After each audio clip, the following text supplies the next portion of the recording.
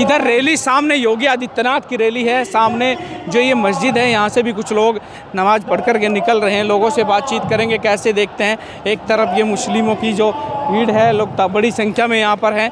सामने योगी की रैली है। अब बातचीत करेंगे लोगों से, कैसे देखते हैं, क्या कुछ ये योगी आदित्यनाथ के बारे में सोचते हैं और कैसा इनको लग रहा है झारखंड में इस बार माहौल क्या होगा, क्या होने वाला है, क्योंकि चुनाव नज़दीक हैं।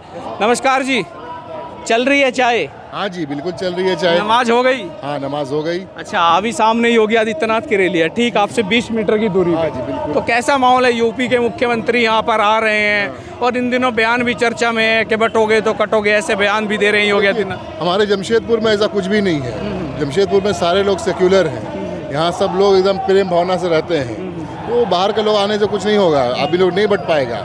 हम लोग गंगा जमुना तहजीब से रहते हैं यहाँ, तो हम लोग वैसे ही रहेंगे। जमशेदपुर के वासी जो है वो भी जोड़ने की बात कर रहे हैं। जब उनसे कहा कि ये ऐसे नारे कहाँ चल रहे हैं, तो बीजेपी वाले बड़ा उदाहरण देते हैं कि यार हम बांटने की बात क्या करें, हम तो कह रहे बटोगे तो कटोगे, एक साथ रहो।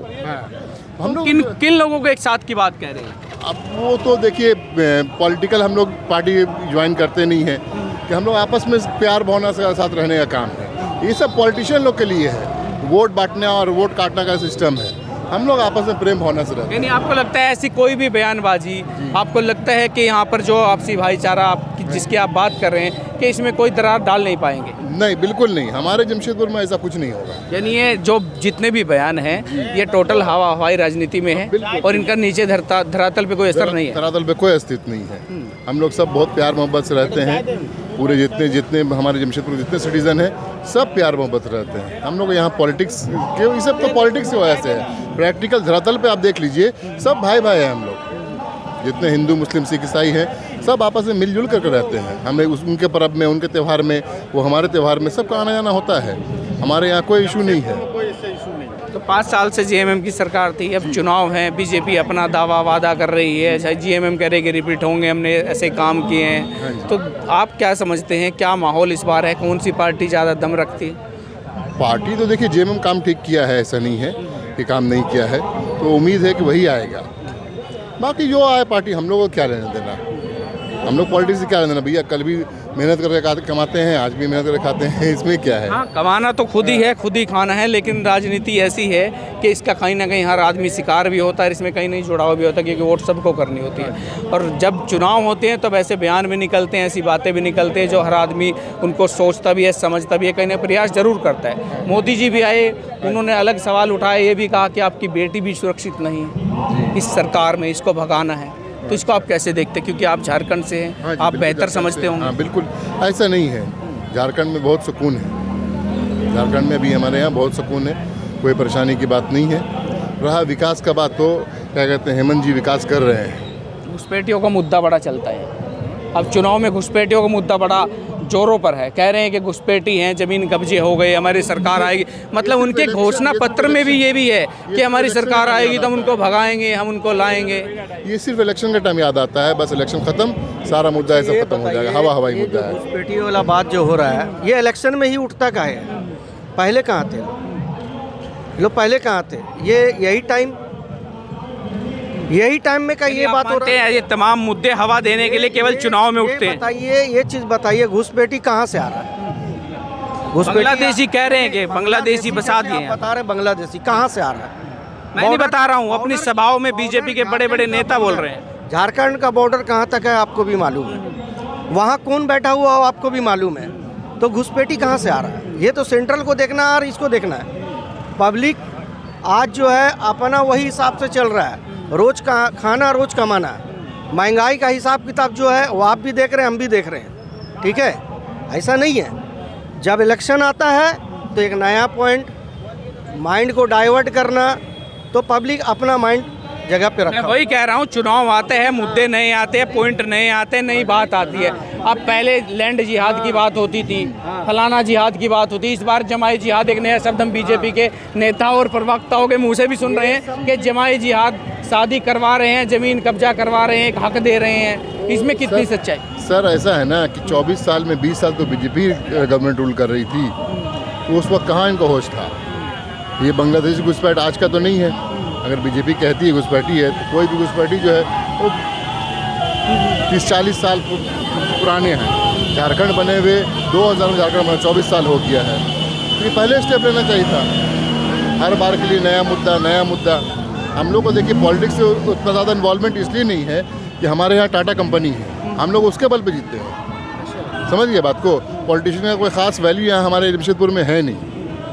हम लोग क्या कहते हैं, नौकरी करने वाला सब आदमी है टाटा कंपनी में, वो लोग अपना नौकरी करके मस्त रहता है।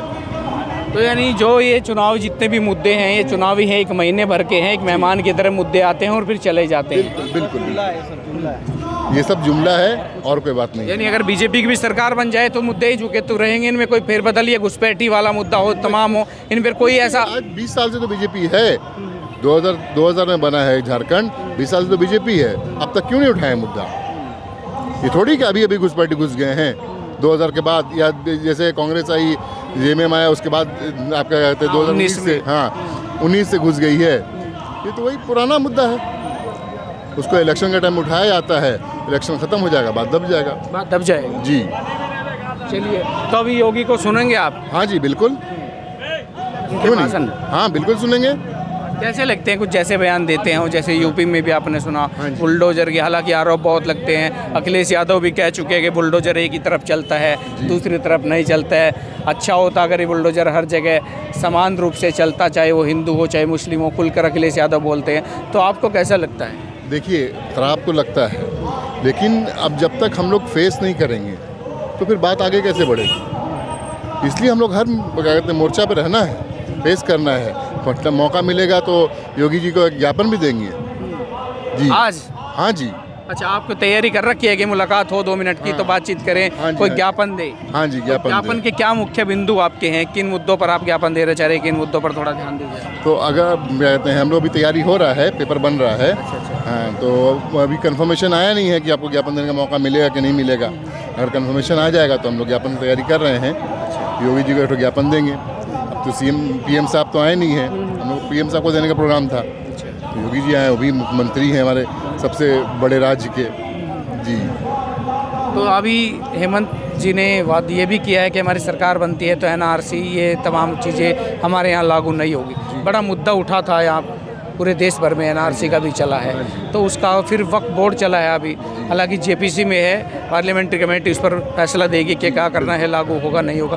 तो इन तमाम मुद्दों का कितना असर देखते हैं आप? असर तो है, देखिए एक एज ए मुस्लिम आदमी को तो एक डर लगता है कि भाई ऐसा कोई सरकार आ जाए जो मुस्लिम का दुश्मन ना हो। हम लोग आज शुरू से गंगा जमुना तहजीब के हिसाब से हम लोग हिंदुस्तान में रहते हैं। हम लोग तो बाय चॉइस है, ऐसा नहीं हम लोग को चॉइस दिया गया था कि आप जा सकते हैं, बाकी लोगों को चॉइस नहीं था। हम लोगों को चॉइस था कि आप जा भी सकते हैं, नहीं भी जा सकते। हम लोग ने चॉइस से यहाँ हिंदुस्तान को चुना है। हम लोग तो बाय चॉइस है, ये हमारा हक है। मरने के बाद भी यहीं रहते हैं, मिट्टी में दबते हैं, तो ये हमारा हिंदुस्तान है। तो यानी ऐसे मुद्दे अगर उठते हैं, चाहे वो वक्फ बोर्ड हो, चाहे वो एनआरसी हो, तमाम मुद्दे हो, तो इनका कहीं ना कहीं डर होता है मन में कि कल कुछ ऐसा ना हो जाए। कागज़ पत्तर की बात चली, दिखाने की चली, लेकिन इसमें वो कह रहे हैं कि डर भी नहीं है। जब लोग यहीं के हैं तो उन्हें किस बात का डर? गरीब आदमी क्या है, वो बेचारा का आज 50 साल में 2-3 बार बाढ़ में घर बह गया, 2-3 बार आगजनी में जल गया, तो अब वो गरीब आदमी पेपर कहाँ संभाल कर रखेगा? जो झोपड़ा वाला आदमी है, जिसका झोपड़ा रहता है, वो 2 मरतबा उसका घर बाढ़ में बह गया, 2 मरतबा घर में आगजनी हो गया, तो वो लोग पेपर कहाँ संभाल पाएगा? ये सरकार को सोचना चाहिए इस बात को लेकर के कि भाई आप जब से मान लीजिए जब से आधार कार्ड बना है, तो आधार कार्ड में बोलता है कि हाँ भाई जब से आधार कार्ड बना है, आपका आधार कार्ड रहेगा तो आप इंडियन माने जाएंगे। या फिर जब से क्या कहते हैं इलेक्शन कार्ड बना तब से कंसिडर कर ले, जब से झारखंड बना तब से कंसिडर कर ले।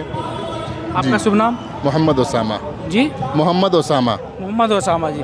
तो आप, अगर मैं एक छोटी सी बात, एक लास्ट क्वेश्चन और पूछता हूँ, जैसे आप लोगों में बैठते हैं, बातचीत करते हैं, तो योगी अगर सामने, अभी योगी जी यहाँ पर आ रहे हैं, योगी को लेकर क्या इमेजिनेशन, क्या दिमाग में यहाँ पे तस्वीर है कि किस तरीके के नेता हैं? यूपी में ऐसा करते हैं, तमाम सड़कों पर जब नमाज पढ़ी गई उस पर भी आरोप लगा के ये नहीं लगना चाहिए, ऐसे आदेश यूपी सरकार के हुए। तो एक पॉलिटिक्स है।